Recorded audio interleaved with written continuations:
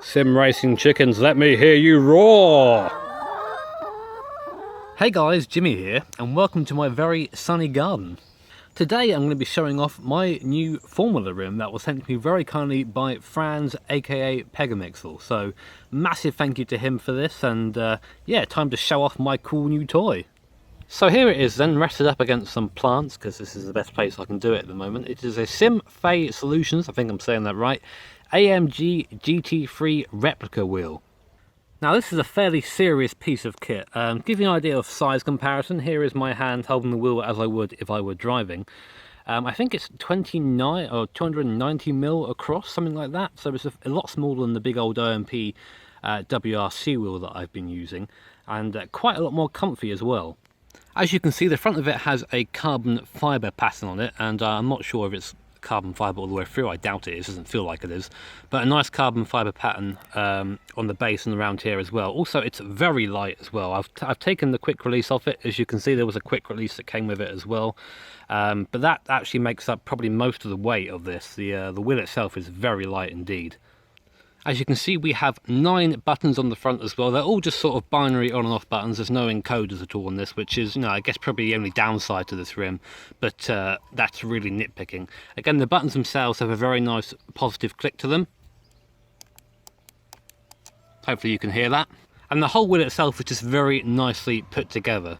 So my favourite thing about this wheel, by far and away, is just how the shifter sounds. Let me just get you in for a closer listen, I guess would be the word.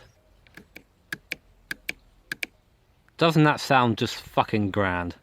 The only downside I can really think of this rim is in its current state, a couple of the buttons don't work, including the right paddle shifter. Now this is, I've been told it's either a problem with wiring to the board or the board itself, which is a Leo Bodnar board. I'm not quite sure of the specific one.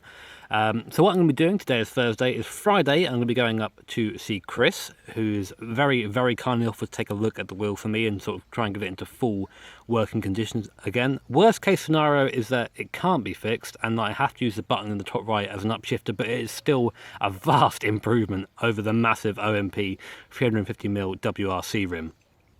I also had to buy a little bungee cord here for the USB socket, because as you can see, the USB cable is actually quite short. I think it's like 50 centimeters or so. It's very short indeed. So I bought a little bungee to go to my USB thing, but aside from that, the wheel was pretty much plug and play. It's just it's recognized as a button box by the PC, so there's no software for it. So the wheel itself, of course, you use just as a physical wheel of the OSW, just connect it on, and then the USB is just for the buttons, etc.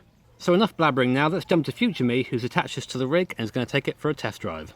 Right, so here I am, very big in the bottom right hand corner of your screen, ready to take this rim and the GNS GTR LM out onto the circuit. First things first, I will say I'll be using this button here, top right, to upshift, because as I mentioned before, this paddle on the right currently is not functional. So putting out the pits, here we go then. And the first thing that you notice straight away in this car when using this rim is just how positive the shifting feels on the paddles. So you'll get to hear it now as I go into the chicane.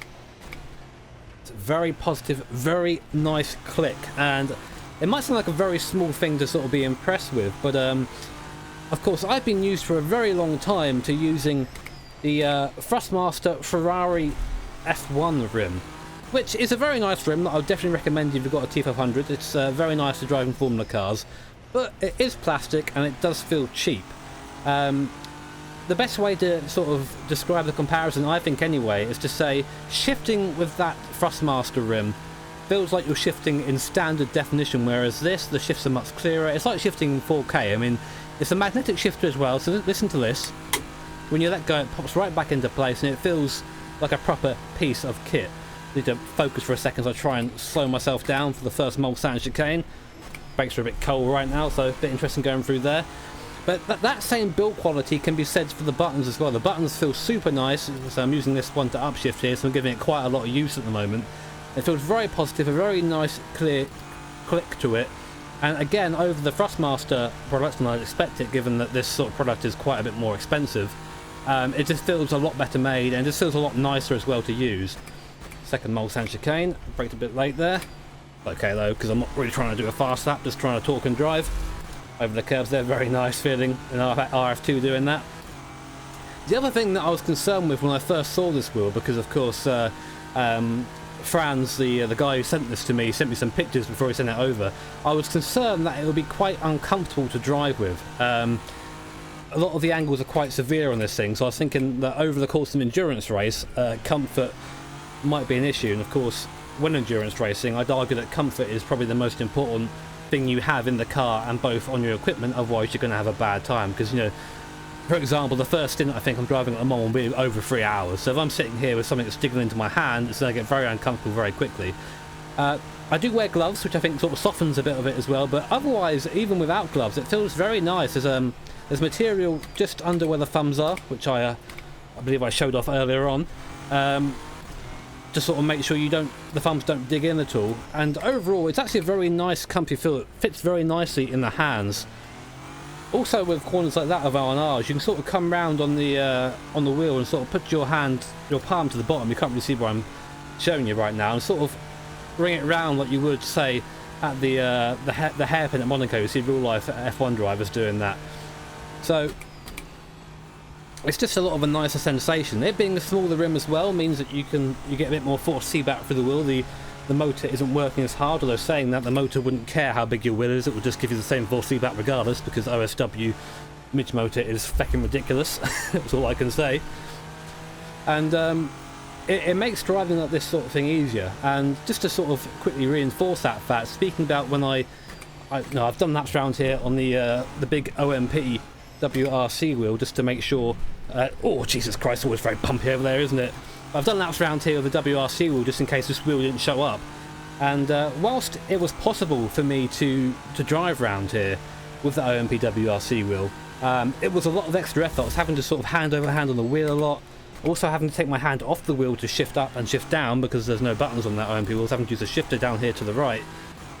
Using something like this, a Formula rim, that one is very comfortable, two feels very nice, and three isn't massive. It's just a vast improvement for myself in terms of driving. I mean, just having upshifting on the wheel is nice. That was a very bad touch ruse, Jimmy. Very bad indeed.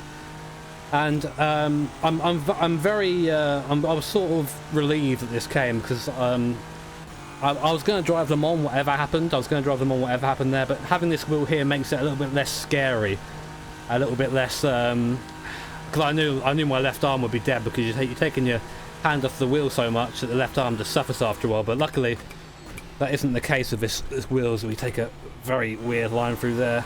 Track's a bit green at the moment, it feels like, not much grip down. But yeah, I mean, that's pretty much the long and short of it. I noticed that there were a couple of things I have to tighten. Of course, I'm going up to see Chris on Friday, who's very, very kindly offered to have a look at the wheel for me.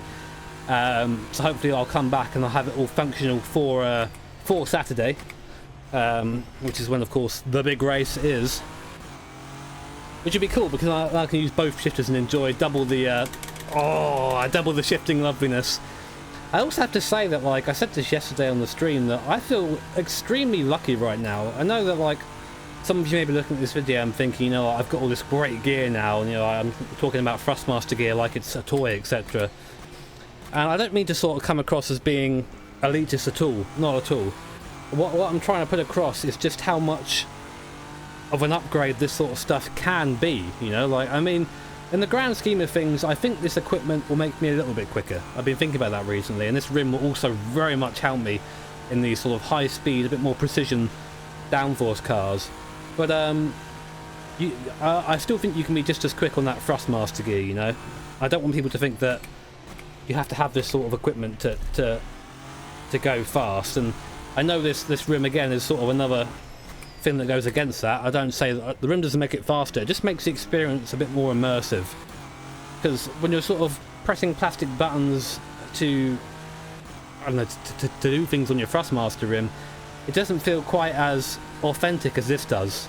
This feels a lot more authentic.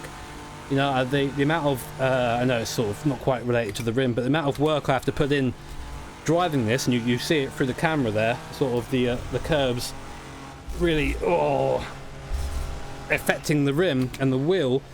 It's just that another level of immersion, and it's really super enjoyable. So again, I have to say a massive thank you to Franz who very kindly sent this to me. I can't say thank you enough. And I look very much forward to doing lots of videos of this rim. Lots and lots of videos, and hopefully doing well at Le Mans. But there you go, there's a very bad lap of Le Mans, probably a 3:29 or something like that.